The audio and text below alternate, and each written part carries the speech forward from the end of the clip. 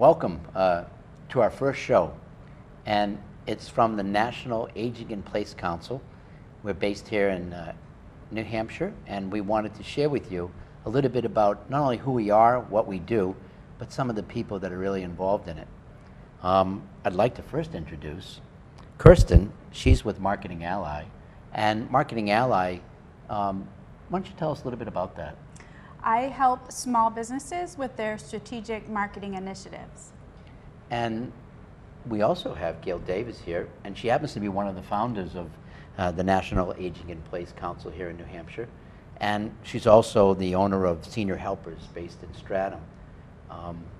Gail, why don't you tell us a little bit more about how NAIPC got started here in New Hampshire? Great, thank you. Darlene Pearl, who's a mortgage broker in Portsmouth, approached me one day and she said, I keep running into all of these issues with potential clients that they're aging in place and they want to age in place and they don't know how to do it, and who do I use for this resource or that? So she started to look at it, and she found out there's a National Aging in Place Council headquartered in where else but Washington, D.C. And so she wrote to them, found some information, then she reached out to me, and I thought, wow, this is pretty cool. It really fits into what we're doing, because not only do we want to educate the community about what it is to need assistance in your home, but this is a whole group that focuses around super resources for people that want to age in place and their families. I have a question for you. How does, is somebody vetted in this situation? So if somebody wanted to have, say, their roof raked or something, what happens? Tell me how that happens, or what's involved. Great. So all the members of NAIPC throughout the country are all background checked. So if I was to recommend you to join the organization, then you would have to go be background checked, make sure that you don't have any crimes against seniors, for example, in your history.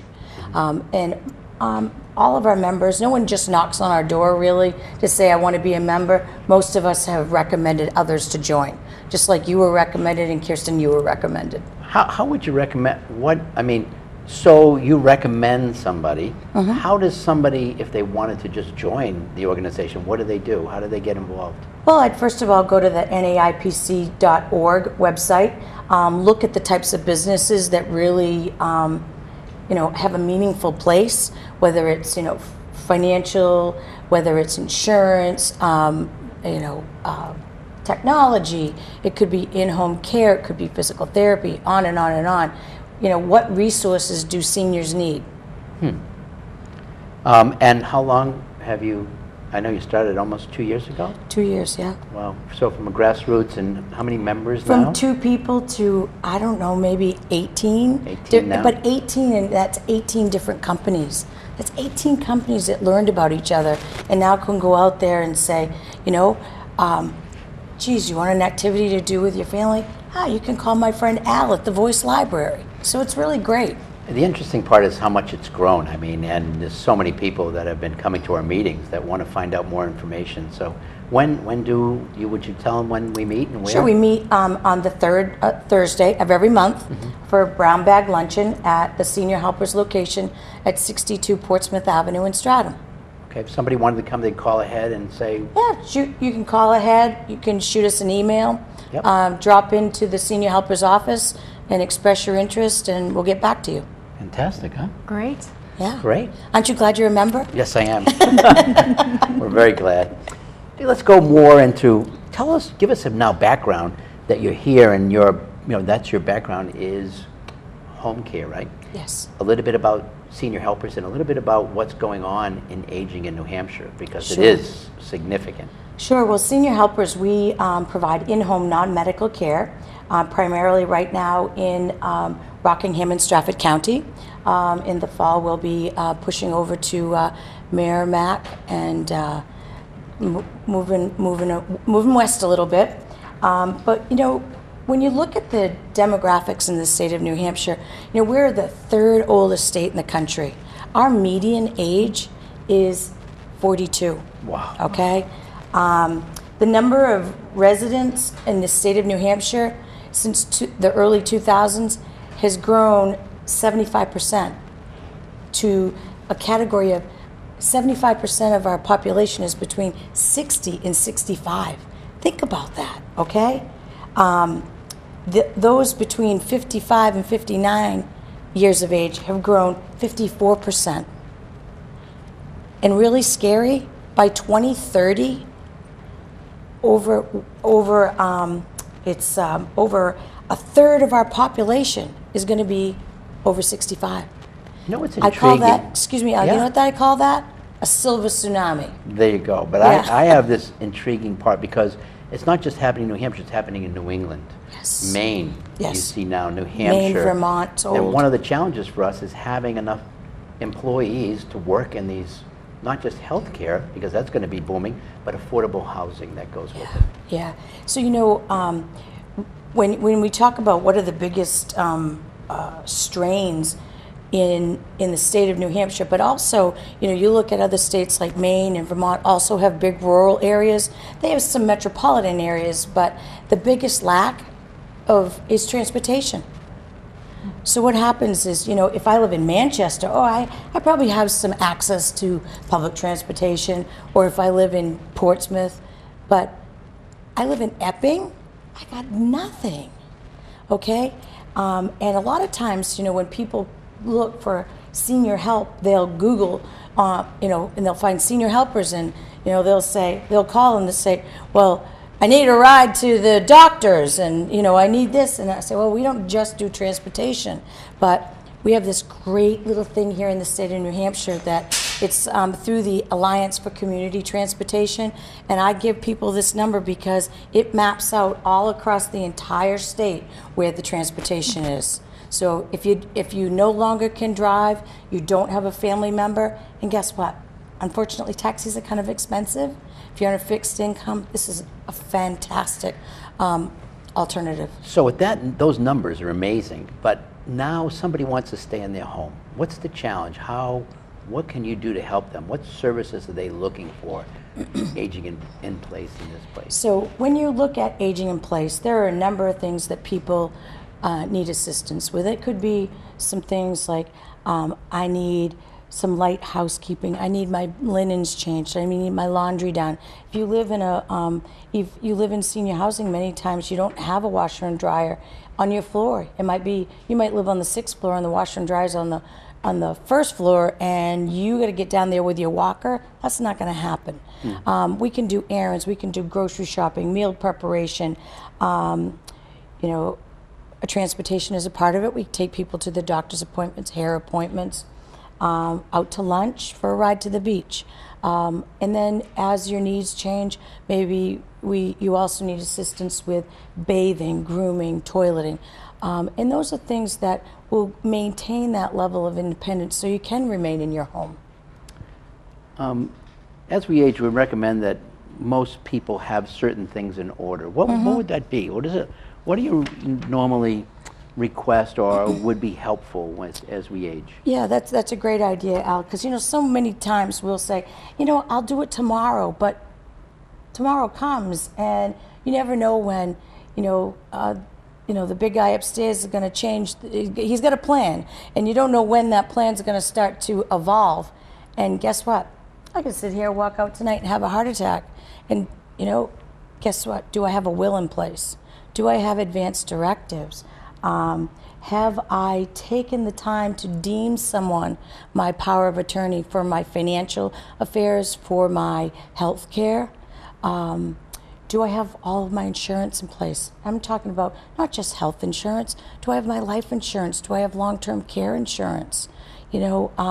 Living in if you have to go to a skilled nursing home in the state of New Hampshire, the average cost per year is a little over $66,000. To get those same services in your home, you're talking about $25,000. So there's a lot to be learned about the options that you have available to you, and I'm going to point this out on the National Aging in Place website, naipc.org. You can look there and you can get this helpful tool that helps you plan what we call Act 3.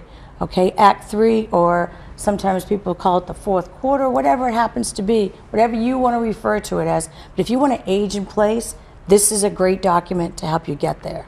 Now, one of the things before we end is it always amazes me that somebody that does what your group does, caregivers every day, be it nurses, be it home health care, anything, they give so much of themselves. And we've had this conversation before. You give so much. When you go home, what happens?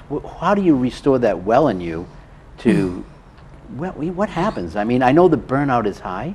It is, but you know, so I spent 30 years in technology selling the next best widget. I was marching to the end of a quarter for year and year after year after year. And came home and so big deal, you know, I made the numbers for the quarter and the next day I was at 0 and you started the race all over again. Now, when I leave someone and I say, you know, or today I went to see someone and said, so great to have you back home again. And she looked over at me and she goes, I love being home. That's the charge, that you know that every day you're making a difference in someone's life. And that's priceless. We are so fortunate to have you, and really here on the Seacoast, and for starting this program. Thank you very much. My pleasure. Thank you. Welcome, everybody, to our show here from the National Aging in Place Council, based here in Stratham, New Hampshire. And along with me today is Gail Davis. She's from Senior Helpers, based in Stratham. Can you tell us a little bit about Senior Helpers? Yes, we provide in-home non-medical care in Rockingham and Stratford County. And I'm Al Brandino, and I'm with the Voice Library based here in Exeter, New Hampshire. We're a remarkable storytelling company that's really based in legacy and a focus also on education. And we have with us our guest, Jim Better. And Jim is with Essential Plans of Insurance. Jim, can you tell us what is Essential Plans of Insurance? Essential Plans is really an educational forum that provides people what they need to know to prepare for what healthcare is going to become once they leave the workforce and get into the government style of healthcare. And why would people be concerned about healthcare expense, like especially after 65? Well, that bridge, right, tell us a little bit about that. Well, it's as I call it, the fourth quarter of our lives is spent in the government-sponsored health insurance area, and 70% of the population is going to need care beyond what the government provides. Currently, when people are in the workforce, they have deductibles and they have unlimited maximums and unlimited annual expense covered by their group-sponsored plan or their individual plan. But once you get into the Medicare arena, there are caps on things. That you only get 10 days of acute care, and then you may get a total of 90 days covered by the government. After that, you're on your own, depending on what the situation is. Wow. So when you talk about what the government provides, are you really looking in at Medicare and Medicaid, or are there other options? That's a good question. When people get into the fourth quarter, there are a number of options to take care of the diseases that eventually hit us all, whether it's heart attacks, strokes, Alzheimer's, dementia, arthritis, any kind of those critical illnesses. Boy, a lot to look forward to, huh? Oh, I can't wait. 70% of us at some point, once we go beyond age 65, are going to need care that goes beyond what the government covers. What are the stages of care? I'm curious about that, the stages of care. Stages of care are, well, generally, and Gail knows about this certainly, people generally, when they become ill, they stay at home for as long as they can. They'll have family will come and take care of them, friends will take care of them, perhaps they'll get some assisted living, physical therapy, or whatever else they may need to be able to stay at home. And the goal is, of course, is everybody wants to age in place. They want to stay at home. When that's no longer possible, then it becomes an assisted living situation. And assisted living is really, it's a cruise to nowhere. You've got a little apartment with one room, perhaps two rooms in an assisted living facility. And you go outside your door and they may be playing cards or there'll be some type of activity. You get your meals provided for you, and then you go back into your room. So it's like a cruise, but you're really not going anywhere. And then, of course, eventually it's nursing home time and all of the specialty care that comes with that. And then the last stage, of course, is hospice. Well, it's not really the last stage. There's one more beyond that, which is the end of life. Yes. But the cost of care in that spectrum can be quite enormous. So Jim, tell us, how does long-term care insurance, how does that get paid for? Well, long-term care is, there's a number of ways you can pay for long-term care. Self-pay is if you've got a lot of money, and I mean you need to have a lot of money, somewhere in excess of a couple $1 million to be safe and be able to provide for it, because the cost of long-term care through the whole spectrum can go into the hundreds of thousands of dollars. It's not uncommon to have Alzheimer's patients live 5, 6, 8, or 10 years in an assisted living or a nursing home situation, and then you're talking a lot of money. You're talking $600,000-$700,000, or even more, perhaps. So that it takes a lot of money in the bank to be able to pay for that. The side note of that is, if you have that kind of money, why would you want to pay for it if you have another option? And I'll come back to that. Another way to pay for care is through what they call CCRC. We have one in town. Riverwoods is a CCRC, and that's a situation where you give them a chunk of money, $300,000-$400,000. They'll give most of that back to the family once you've expired, but then you'll also pay them $3,000 or $4,000, $5,000 a month for care while you're in their facility. The other way, of course, is to rely on the Medicare and Medicaid. Medicare and Medicaid are quite different. Medicare is a system, that a government-sponsored system that pays for acute situations. They'll pay for a short period of time, 90 days, once you've met the qualifiers. And one of the qualifiers, and everybody who's listening should be aware that once you go into a hospital and you get released, Medicare will not pick up expenses unless you've had 3 full days of admitting. And what hospitals have done, in my own experience with my wife's situation, was that she was in there 3 days, but the first day was in there for observation. So she really was only in for 2 days as far as Medicare was concerned. And when she had to go into rehab for 10 days, and that was all out of pocket because of the way the hospital coded the first day that she was in the facility. What I'd like to do for the watchers and the listeners is to really kind of get a sense about, our council, the people that are there, the people who are reaching out to help people in the community, like yourself. Can you give me something outside of what you normally do that you can be really proud of? Something outside of your business that you've done, that in the community that you're really proud of?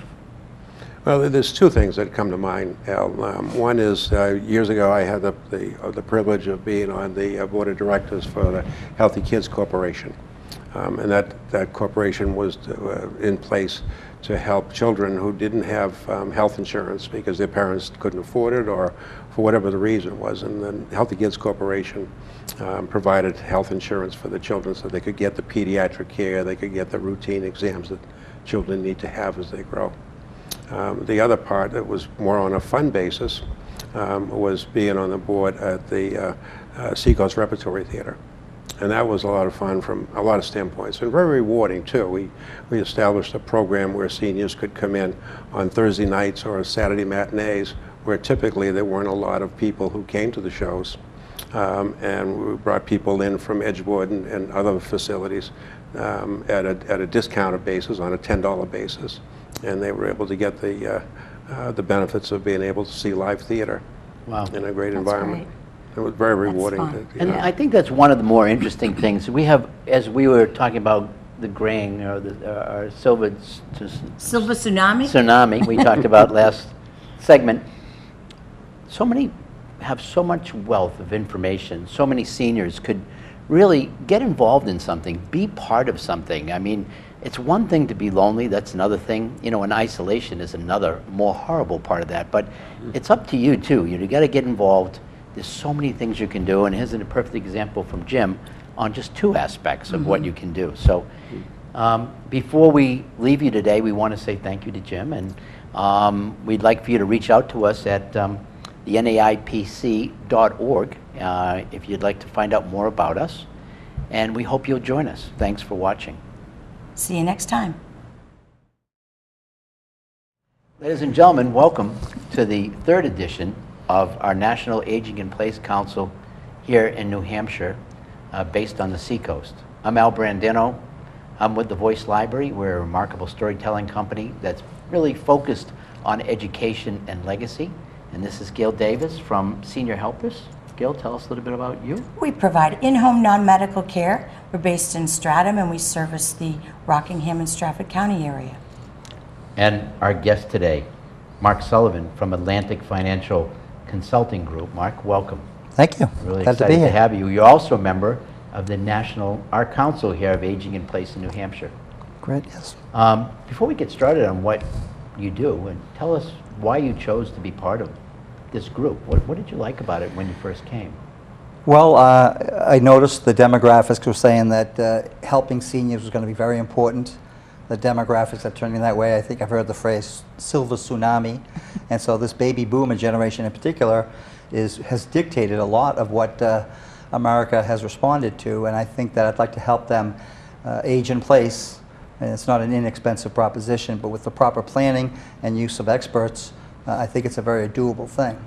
And you're kind of a very interesting character because you've done so many things, not just in your field and helping so many people, but some other things I'd like to get to in a little bit. But first, tell me, what is a financial advisor and what do you do? Well, a financial advisor is someone who meets with folks, finds out what their goals and objectives are. I think more importantly, they try to find out what keeps them up at night, and then they try to recommend solutions. Oftentimes people will already have some existing accounts.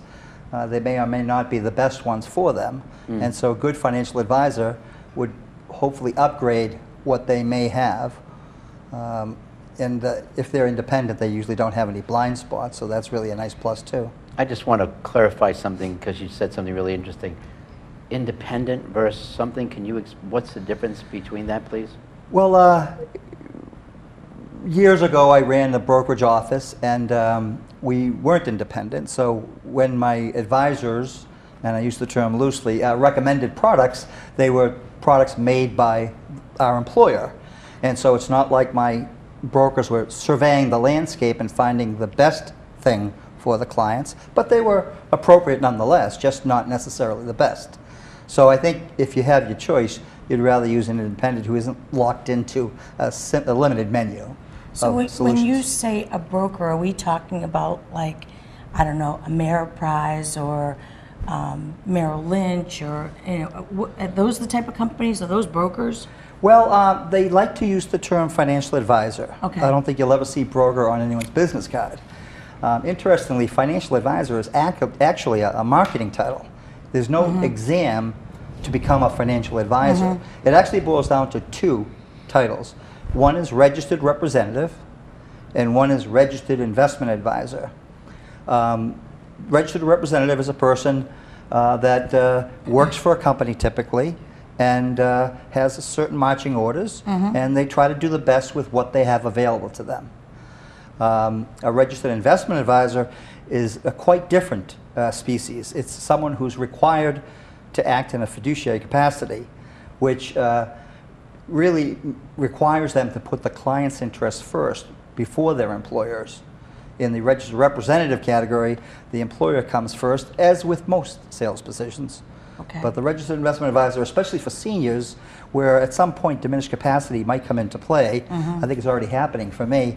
So I think that it's really important to have the law on your side rather than having a caveat emptor model whereby it's up to you to find out the value of the advice that you're getting. So how do you pick a good one? How do you pick a good advisor or financial planner? Well, you want to ask friends, especially people that were whose opinions you respect, but there's also a national resource called FINRA.org, FINRA.org, and everyone who's got securities licenses is in that database. So you can look up what licenses they have, what their track records are, the history of any complaints, if there are any. Many don't, but some do, and all the places they've worked. So it's really very helpful. And I think if you're really focused on the right area, you want to look for the title Registered Investment Advisor, not Registered Representative. And those are the only two titles you'll see in there. So that's pretty interesting. I always pride myself on, you know, being a good research person and maybe a little bit smart. Why wouldn't I just want to do it myself? Well, you can. That's definitely an option. It'll save you a few bucks. I've been asked that question many times, as you might imagine, and I've always said, well, like dentistry or medicine, maybe not the cheapest is the best. Or as they say, you know, you could defend yourself in a court of law, but you know what they say, that lawyer has a fool for his client. I would recommend using a professional, because it's not just about selecting the right products. It has someone that's aware of your game plan, your goals and objectives, to remind you when it's literally hitting the fan that, you know, sometimes to do nothing is the exact thing you need to do, but it's very hard to do. But the average American earns, well, the stock market has historically averaged, and this is just a wide paintbrush here, but almost double digits. Let's say 10%. That's a big number, by the way. I'm not being cavalier. The average American investor, when you look at all of them, averages 3%. And the reason is because typically they buy high. They don't realize that at the moment they're purchasing something, and then they sell when it drops, and so they sell when it's low. So it's the opposite of what you want to be doing, but again, they're trying to react. They don't want to lose any more money than they've already lost, but it takes a great deal of self-discipline to do that. I think it might almost be asking too much, really. So I think having an experienced advisor is a good couple of small costs to add to the equation. And it's awfully hard to measure the opportunity loss of what you did on your own versus what you might have done with a professional. If you don't mind, Mark, I like to let the audience really kind of get to know a little bit more about you, not just on the business end. And I know I'm really proud of you in many ways, but the one that makes me most proud is what you have done for the military. I know there's two specific organizations. You're really a founder, or helped found one, and a supporter of one right here in Exeter that everyone's very proud of. Could you tell us a little bit about that? Sure. My father passed last August, and a World War II veteran. I was always very proud, as was he, of his generation, the greatest generation, clearly. And so I was at an event, an informational event at the Sheraton in Portsmouth, and it was put on by Veterans Count, which at that point was only in Manchester. And it was a group that was put together to try to help New Hampshire-based veterans and their families, a very important component, families too, when no other resources were available. And when I heard their story about all the things that Washington didn't cover, I was compelled to act. So they got the table captains together afterwards. I was one of them, and they asked for someone to spearhead this. And I guess I didn't step back fast enough, so I was the first president. You were drafted. I was proud, very proud, because I never served, and I thought, you know, this is going to be my way to try to give back. And it turned out to be remarkable. I mean, more successful than I ever imagined. So, the key was picking really selfless, dedicated people to lead the charge, and I had really a lot of luck, because I guess it's one of those causes that people say yes to, and they should. So we exceeded our dreams, and we're really happy about, and there's now other chapters as well, so it's really going great guns. And tell me, the one that's real close to us is the Healy Foundation. Well, yeah, I got to know Natalie Healy, Dan Healy's Gold Star mother, through the Veterans Count operation. In fact, I invited her to one of the gala events. And she's just, if you know her, you know what I mean, you just love her right away. And she's just so dedicated to her son's memory.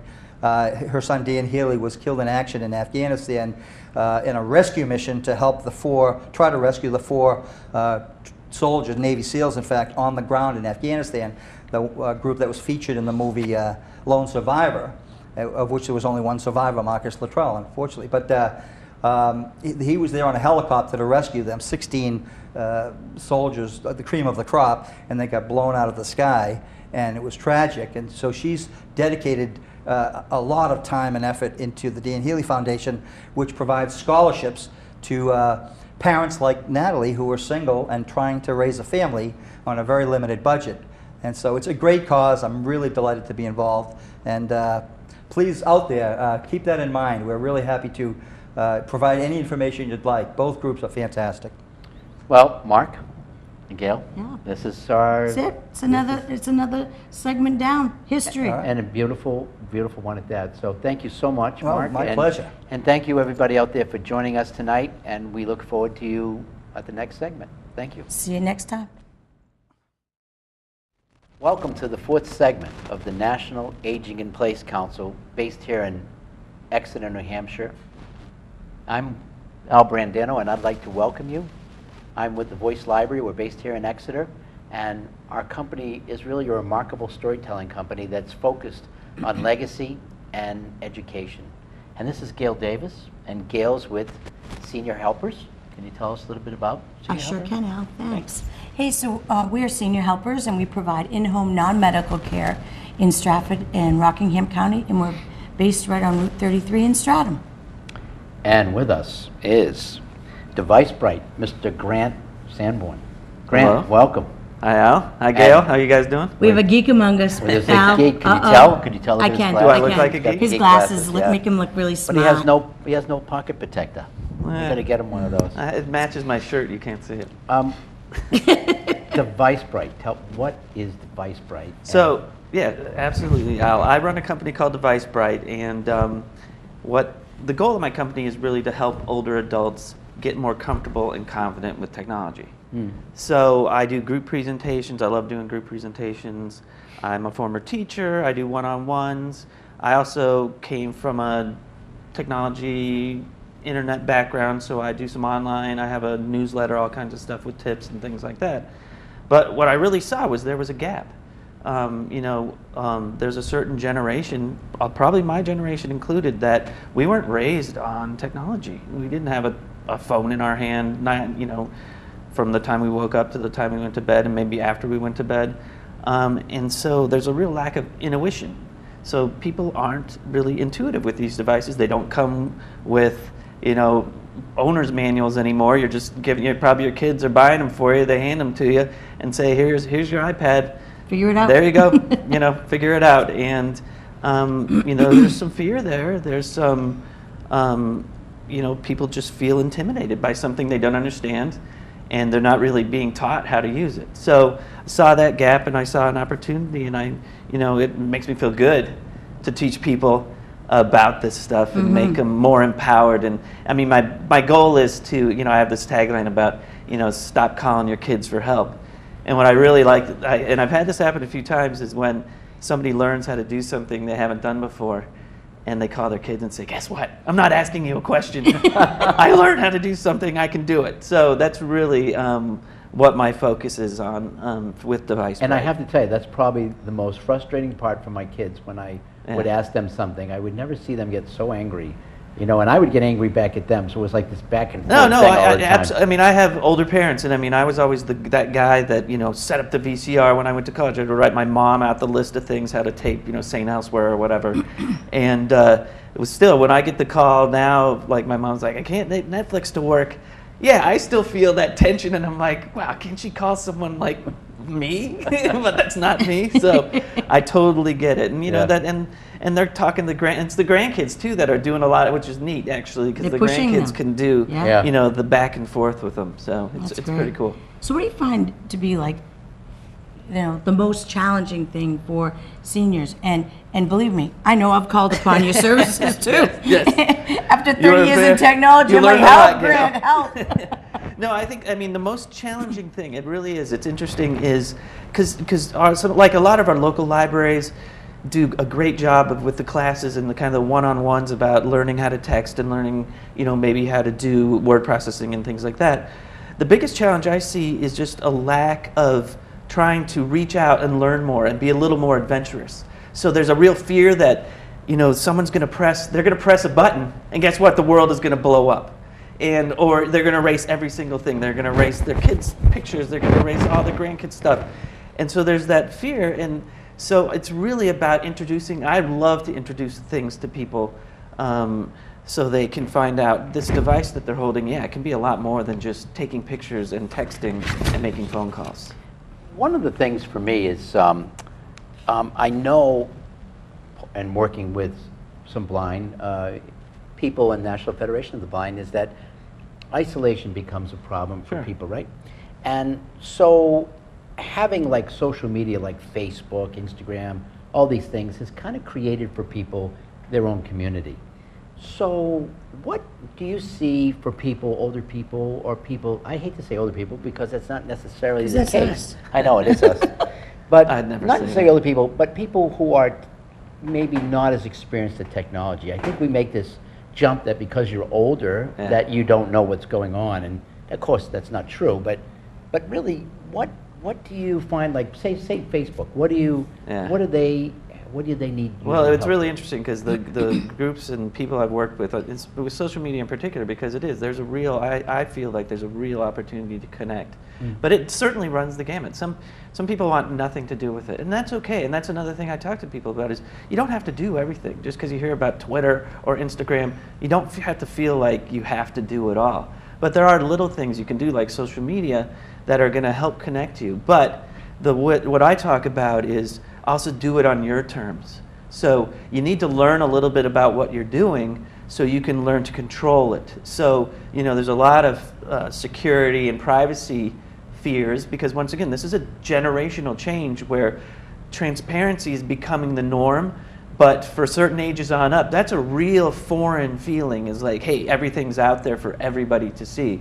So if you can educate yourself a little bit about your privacy settings on your Facebook, so you make sure that the people that you want to see what you're saying or taking pictures of see it, and not maybe the whole world.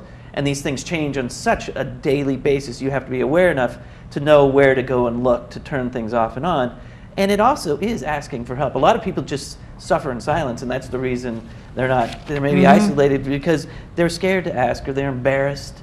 They feel like they feel like they're smart people, but they don't know anything about this, and that's disempowering. And to your point, one of the things that I find troubling is that we don't realize, a lot of people don't realize, and you mentioned it, giving away your intellectual property, everything that you put on there does not belong to you. If you read the disclosure statements, even Google's email, not just Google, but the email is not yours. The pictures are not yours. The likeness is not yours.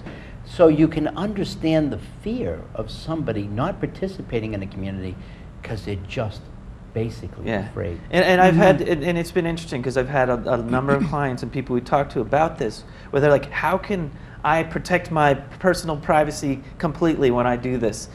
And frankly, you can't. I mean, to be involved in this, what's going on with social media, with email, you're going to have to give up, be willing to give something up to get something. And some people aren't willing to do that, and that's fine. But you have to recognize that you probably are going to have to give something up when it comes to that, just because that's the way we're progressing. And maybe it's not the best thing, but I had to come to terms with it. I would love to have everything private. I mean, I want to make sure that bully in high school can't find me on Facebook. But then again, I want to be able to connect with people. So it's just a little give and take. Give and take, yeah, it absolutely. is. It's give and take. Absolutely. And in a way that makes you feel comfortable as a person. So you need to feel comfortable about that. Yeah. So, is there anything from a technology related that older adults could benefit from if they really knew about it? Aside from the scary stuff, but if they really knew about maybe how cool Facebook was, or what about Skype? Yeah. And there's a couple things I really call attention to, and the number one thing I love, well, there's probably three, but I'll just touch quickly on the number one. I love introducing people to podcasts. So if you're not familiar with a podcast, it's actually like on-demand audio that you can get typically through your phone or on your desktop, but it's typically free.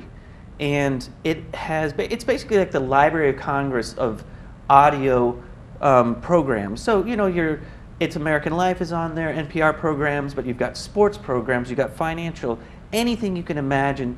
You can get probably for free through and you subscribe to it and it downloads it. Great and you learning can listen. tool. It's an amazing learning tool, and it's, like I said, it's free. And whatever your interests are, you'll find some programs that you really enjoy listening to.